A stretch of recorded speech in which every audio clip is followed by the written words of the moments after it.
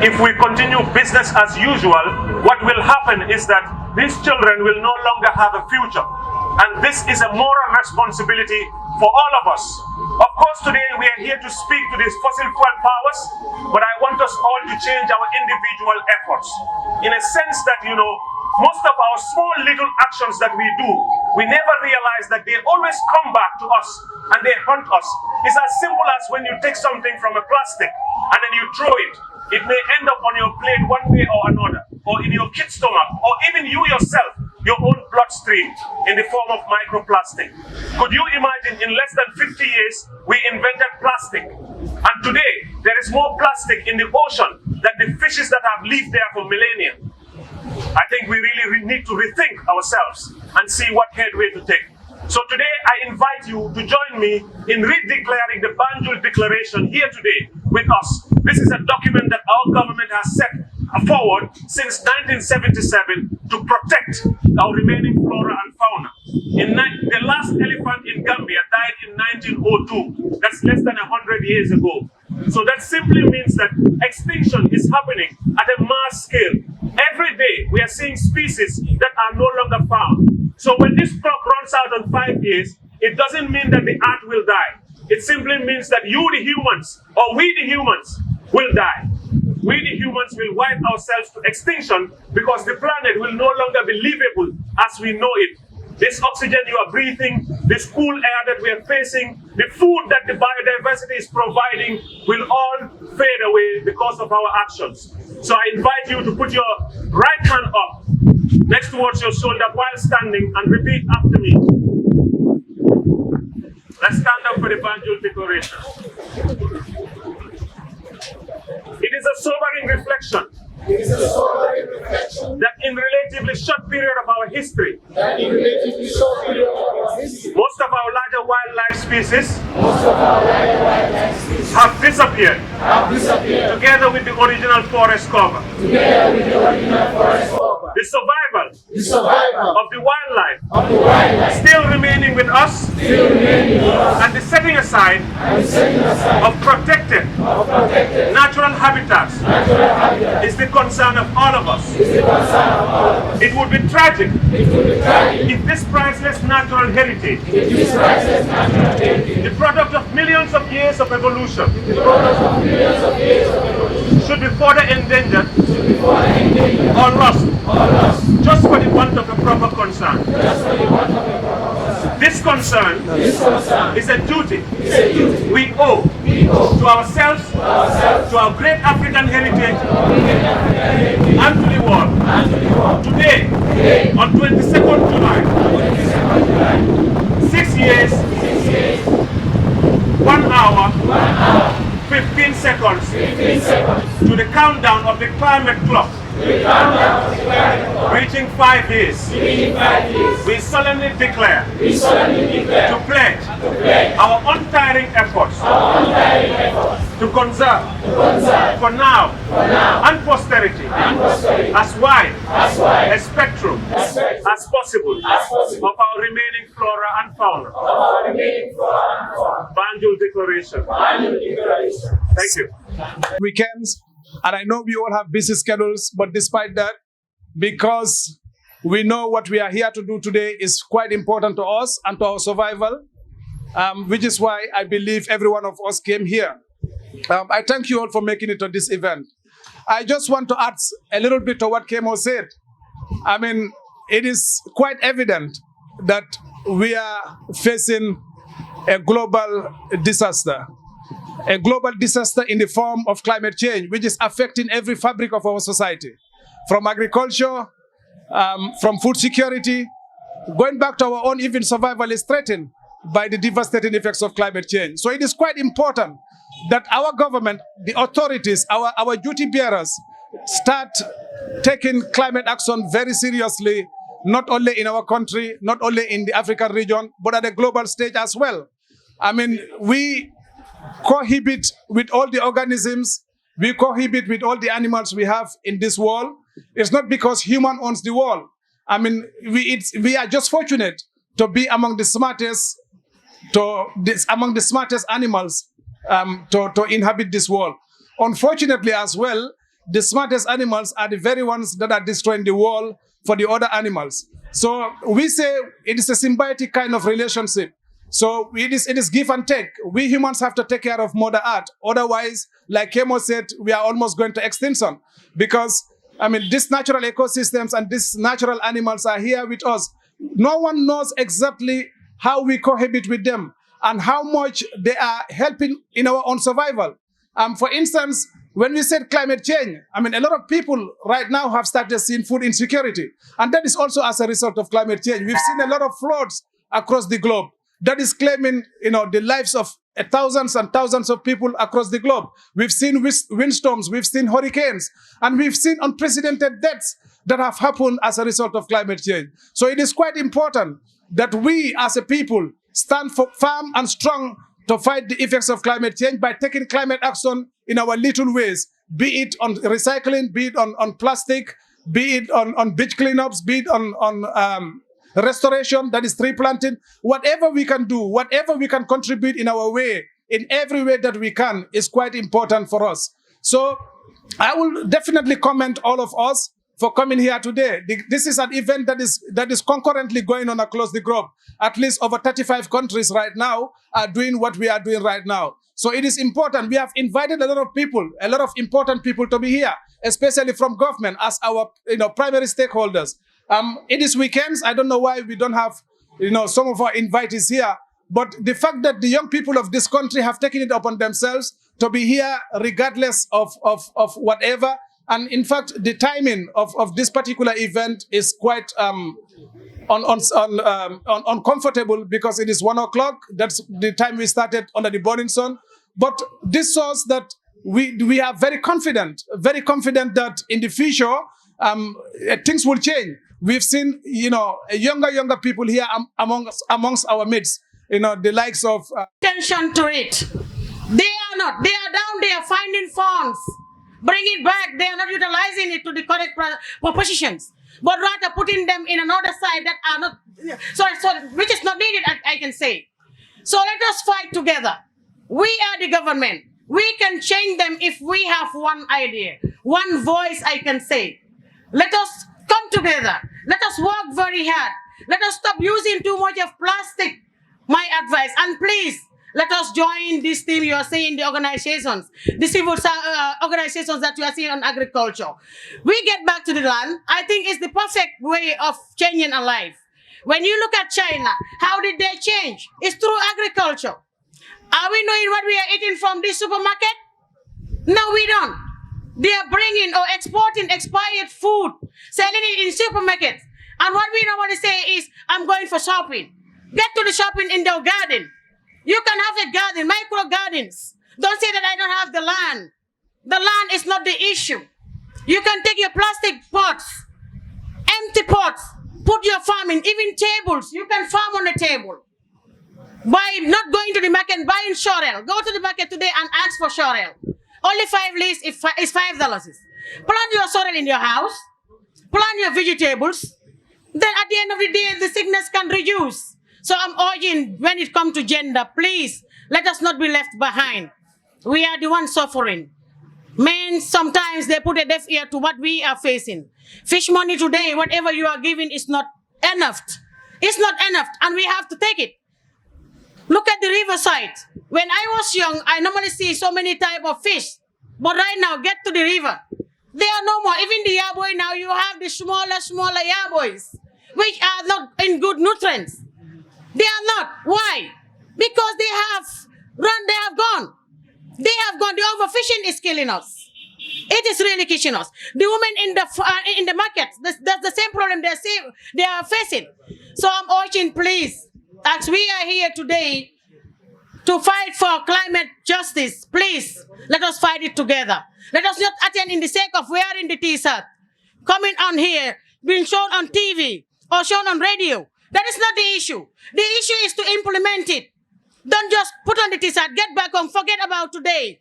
Today is a very important day. Wallahi is very important. Let us utilize it. In the next 5 years, wallahi, I want all women to promise me that changes will occur in the country and in the world at large.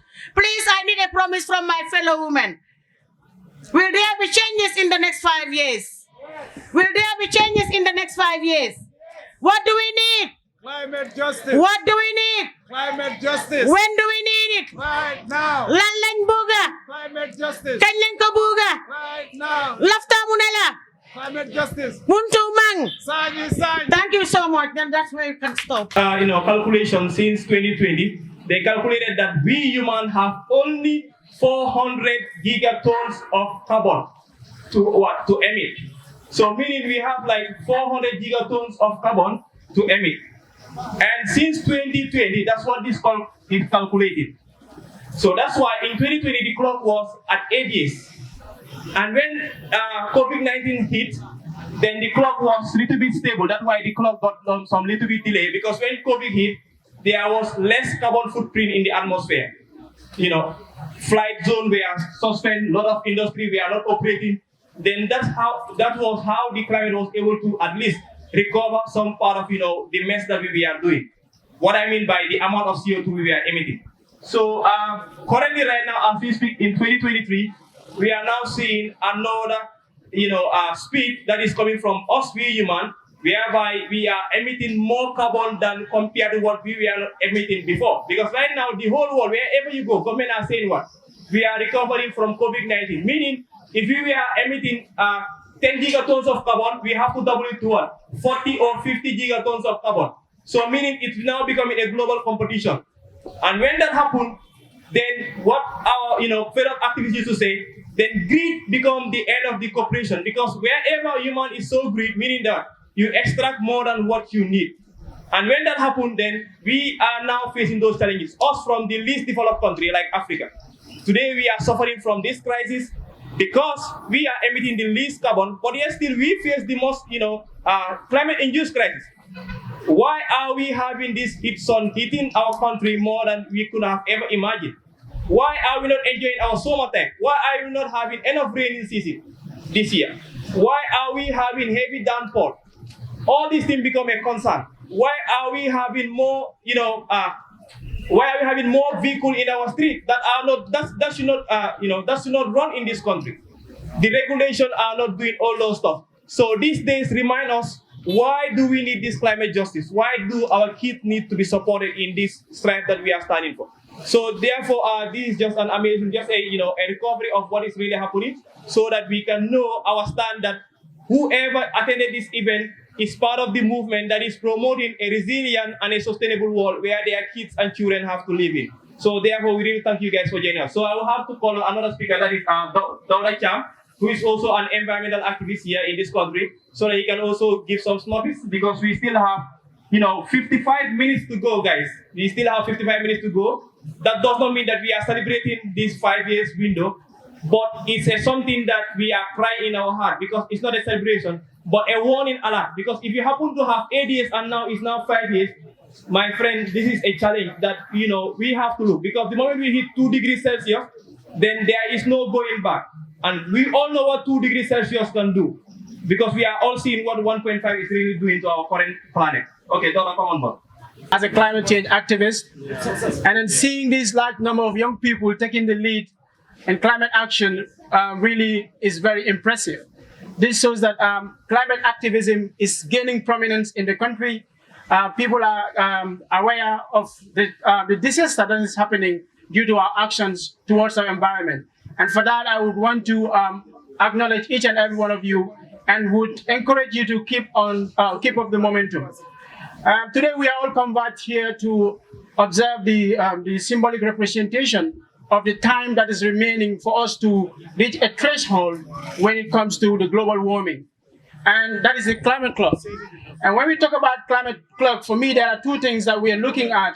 That is the carbon budget, which simply means the remaining carbon that is remaining for us to be able to emit into the atmosphere. So this clock is serving as a countdown for us. And as well as it is telling us that this is the number of time that is left for us to take significant action towards climate change. We talk about climate change every day. We attend conferences, we do tree plantings and so on. But most of us are not really intentional about climate change issues.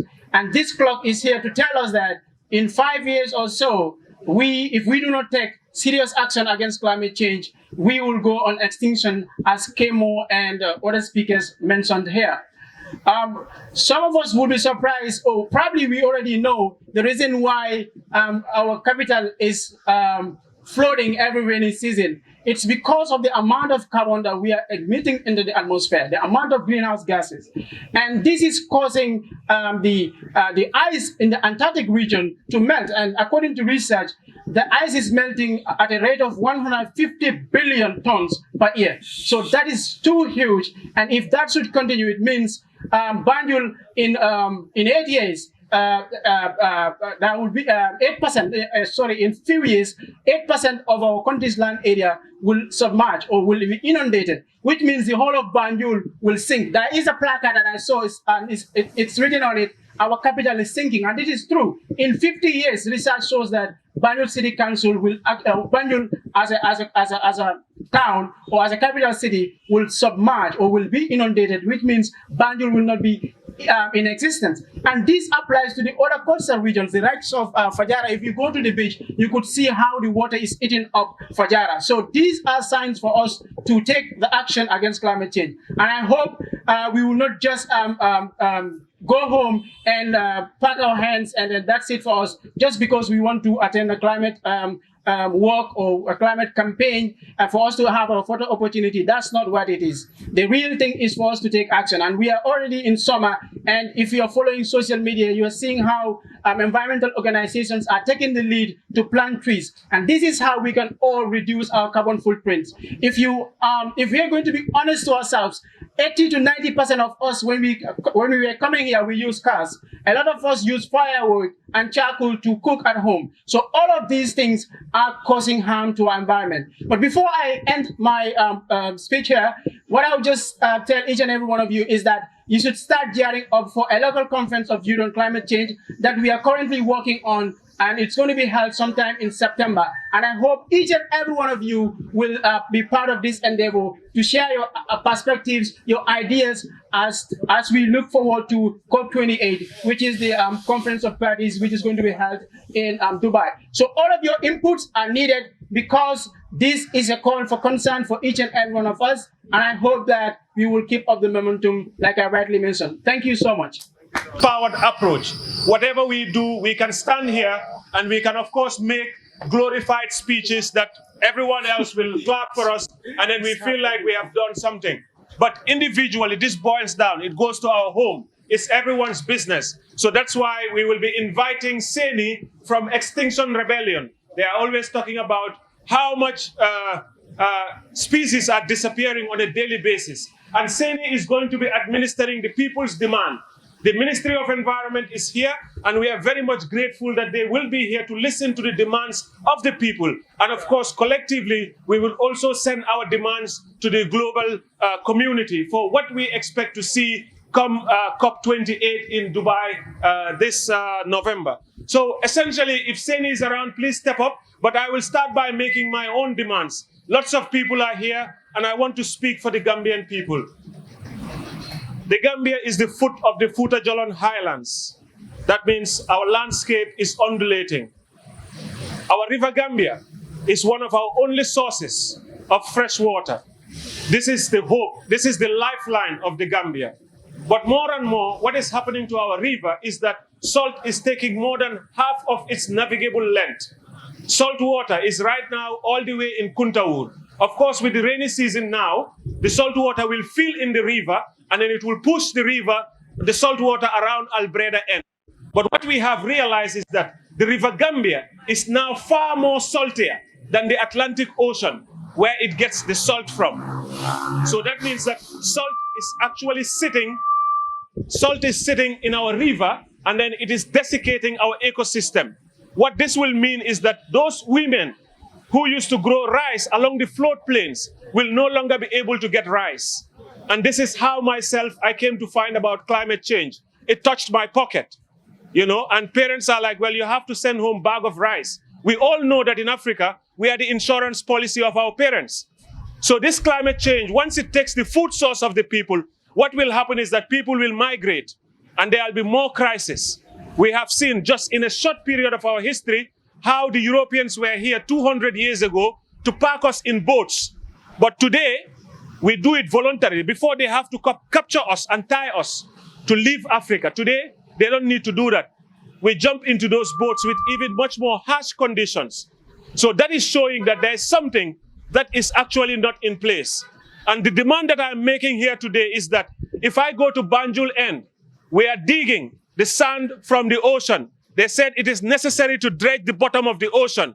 But coupled with the threats that the Gambia is facing, I do not think that we need to actually get a single grain of sand anymore to leave this country. We need to leave our sand around our beaches. If we cannot use it locally, let us not export it. That's one aspect. Someone highlighted about the fishes here. We have all kinds of fish trawlers in our ocean. The last time the National Environment Agency was at the courts in Banjul for violators that have violated our own rights and laws in this country. But only for the National Environment Agency to be told that the case has been withdrawn by the state. And this is something that we cannot and will not accept in the long run. They said that we are seeing in our hydrological buffer zones at the Tanbi wetland, we are seeing that there is massive construction happening there. There is backfilling of a protected site. And yet still, we are seeing no response from our people. We have seen the problem in Gunjur as well. In Gunjur, we have seen how fish meals have continued to destroy the ecosystem, how locals have fought against these people. But at the end of the day, we still see business as usual. May I remind you that young people have lost their life in trying to fight for environmental degradation in Faraba sand mining issue. We can remember that lives were lost in order to protect them. We can remember that young people were locked up in jail for this cause. And this is something that we must all take along with us today as a reflection.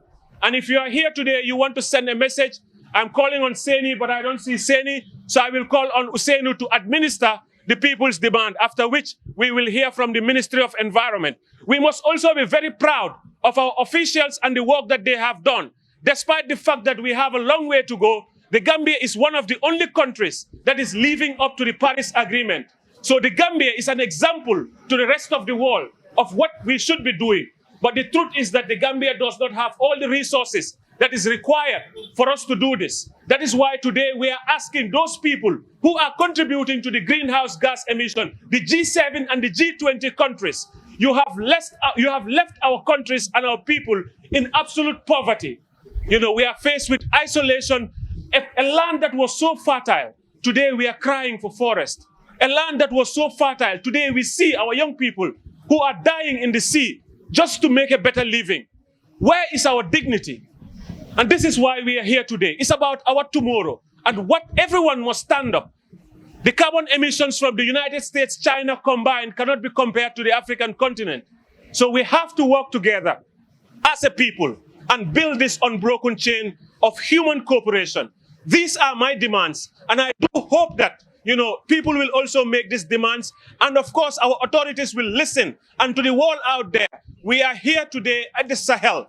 The Sahel is one of the most vulnerable regions when it comes to climate change. Temperatures are rising 1.5 times faster here than anywhere else on planet Earth. 87% of all our land is degraded. It is really sad that Africa is supposed to be the food basket of the world, but we are the continent that is being fed. Our continent is so uniquely positioned. All of our continent is like we have more than 600 million hectares of arable land where we can grow crops from January to January. Why is it that we are begging grains from Ukraine, grains from Russia? I saw the leader of the ECOWAS begging for grains to come. When we have our arable land, we need to be visionary. We have to revive back the power of our soils, and we have to ensure that we are able to take care of ourselves in the generations to come. I will call on Mr. Usainu Gambia. Mr. Usainu Gambia, please, can you step forward to administer the people's demand to their authorities and to the globe? You have been talking to the Ministry of Environment to stop selling the Tanbi wetlands, but not only the Tanbi wetlands, but the sand that is as well in the ocean there, and the continuous exploitation of our rivers. And not to mention the Senegambia bloodwood. Today, I plead with you. The TVs are here. The Gambian population is listening to us. Mr. President, Mr. Adama Barrow, the Minister of Environment, Madam Rohijon Manjang, and all of the other dignitaries who are in this country. Today, I stand here to plead with you to please listen to me with your heart. Today, until this very moment, containers are leaving our country into the ports and for wood export. And we know that we have almost exhausted our stock of rosewood, that is the Petricarpus erinoceus, which is an endangered species. But we have been responsible for looting the southern part of Senegal, Casamas. Nearly 1.6 million trees have been chopped down with wood, and we continue to loot the southern part of Senegal. We plead with you. This is our demand to our government and to the world out there. Come COP28 this November, we want you to deliver on the climate promise that you said. 100 billion per year to get rid of climate action. If countries like the Gambia have an enhanced national determined contribution, why is it that we are not provided with the finance to do what we have to do? The government of the Gambia have been taking crucial finances that could have been used for poverty reduction and other things. But here we are today. We are putting it in climate action. So we need your support because we are not the people causing this. My mother is in Kerawan today, 50 kilometers away from the capital of Banjul. This was a strong, independent woman because she had her rice fields where she could grow rice. She didn't need her son, Kemo, who is in the city, to send back money to buy rice from China. In 7 years, you have put her into exactly that same position. She will have to depend on me now to actually feed herself. And we all know what happens when we take away a woman's financial ability. It just puts her, at risk of abuse, exploitation, and all forms of violence. And this is something that we don't want to see in the fabric of our society. So I stand here today to send this message to our leaders and the world out there. This is a moral responsibility for us. We have spoken enough. Enough words have been said. I will not continue to shout the same thing over and over again. Let us open our hearts. Let's feel what the people are feeling. Let's open our hearts, see what the people are going through. Maybe some way, collectively. I know it's difficult to build hope at this time. It is really difficult to build hope when we look at the trend that we are going, but we can and we will. Because when I look at these children here, it gives me nothing but hope and shows me the monumental responsibility that we cannot relent and we will not relent. Not now. We cannot lose hope and we will not lose hope. Not now. What do we want? When do we want it? Right now. Thank you very much. Gambia cool then. So I'm going to camera movie. It's good that I'm a came be a fole, minyanda fola. So I'm caring, come justice be caring. Yini garot be caring, world leader bulu, and la leader nimbe Gambia Banko Kanja, which I call the Subugu authorities. Me alanko molla banko na climate responsibility be tolle bulu. It only molla protection and preservation of our environment. Sadaro Karaba Jaro fought and stand for protection of the flora, the remaining flora and fauna. That the now nga tanka nga protect. But nga recently, Bola Masakuna, Mialgo Ola Marta, environment or the now like a tanka, Walla Benna, environment or Takang, Iba Tinakang, in businessman or Mianako, I call them the capitalists. We are losing the Tamil wetland. We have all been here outright. Talk about the monkey park since 2017 when Kemo and the team lead the fight against the monkey park. And it recently happened again. Because I feel like the monkey park is an important ecosystem. But the Tambi wetland, if you don't know the important wetland of Kumame, from Banjul down towards Kamara to Bakau, you go to the Kololi end, you see how the wetland has been destroyed. And we are sitting here, nobody want to talk about it, nobody want to say the truth to the authorities because we feel like it's our own people and it's our sisters, our brothers working in that institution. Wala nyenda banda Gambia Banko Kanjang, Atonya Fonyoye, Minister Bunda Mata Environment, and Tinyarot Nyarabega Gambia Banko Kanjang, Itolia Kalamtele, Tinyarot Nyarabega Gambia Banko Kanjang, any year Kalamtele, Minister of Environment Kalamtele, Department of Lands Kalamtele. So anyone be Tinya Kanjang. It's good that we speak to the international organization or international bodies claiming for climate justice for loss and damages. But we cannot sit here and see loss and damages stand in front of our eyes in our compound done by our own people and we keep mute about it. That should not happen. Let's fix our home and focus internationally. So I stand here today and pledge the international community, the world leaders, everybody, the Gambia and anywhere to stand and fight for this climate justice. The demand of the young people, the demand of the world, the demand of the climate warriors should be respected, and not only to be respected, but it shall and should and will be implemented. That is, if we join our hands together,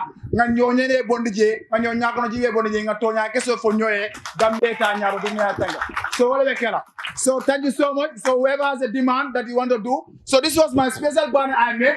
Yes, we have beautiful banners here, very colorful and nice one. They are powerful messages. So this one was my own thing. Talking to the minister, Tami Wetland, Black Awaf, Itel National Assembly, Baroko. When the urban team were to fight against the wetland to stop the destruction of the wetland, the minister was at the National Assembly. He said the president gave an order. No further construction will happen at the Tami wetland, even construction yet to be approved. But some months after that, I went to the wetland and I feel severe construction happening there. Destruction happening there. We will claim the life of these innocent people Kemo are talking about. And we sit there, we think that it's normal. We think that it's normal. That is the fight we should start. So from here today, let's start challenging our authorities from the Gambia to the diaspora and speak to the world leaders. Climate justice, when do you need it? Right now. What do we want? Climate justice. When do we need it? Right now. Where should we start it? Right here. Where should we start it? Right here. Our own people, and we go around. Thank you so much. So whoever has a pledge, you come and give your pledge. 1 minute before the clock hits 5 years. 49, 48, 46, 43, 42, 40, 36, 35, 34, 33, 32, 33, 29, 28, 27, 26, 25, 23, 22, 19, 18, 17, 15, 13, 10, 8, 7, 6, 5, 4, 3, 2, 1. 5 days. What do we want? What do we want it? What do we want? When do we want it? What do we want? When do we want it? What do we want? Right now. What do we want? When do we want it? What do we want? When do we want it? What do we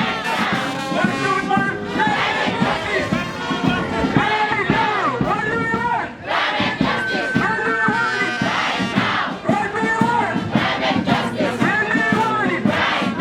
When do we want it? This is for the public.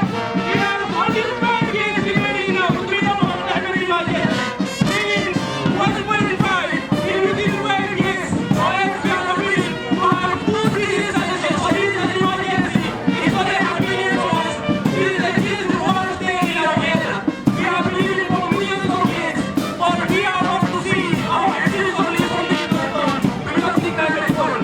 So therefore, guys, we need an emergency. The only is the area of Gambia who remember at the whole world to say that we demand our lifetime from the climate gone. That is the one. National Assembly, we are refusing the National Assembly from the G20 countries and the G7 countries. We are demanding the get policy because women and children are the most vulnerable whenever climate impacts happen. We are also demanding that let them protect